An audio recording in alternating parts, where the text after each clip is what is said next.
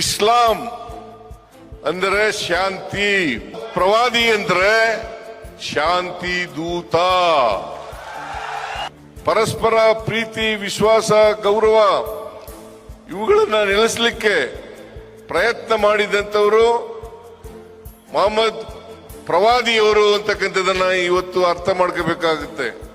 ಹೇಗೆ 12ನೇ ಶತಮಾನದಲ್ಲಿ ಬಸವಣ್ಣವರು ಸಮಾಜದಲ್ಲಿ ಜಾತಿ ಹೋಗ್ಬೇಕು, ವರ್ಗ ಹೋಗ್ಬೇಕು, ಎಲ್ಲರೂ ಕೂಡ ಸಮಾನತೆಯಿಂದ ಬಾಳಬೇಕು, ಮನುಷ್ಯತ್ವದಿಂದ ಬಾಳಬೇಕು, ಸಮಾನತೆ ಬರಬೇಕು, ಸಮಾಜ ನಿರ್ಮಾಣ ಆಗಬೇಕು ಅಂತ ಹೇಳಿ ಪ್ರಯತ್ನವನ್ನು ಮಾಡಿದ್ರು.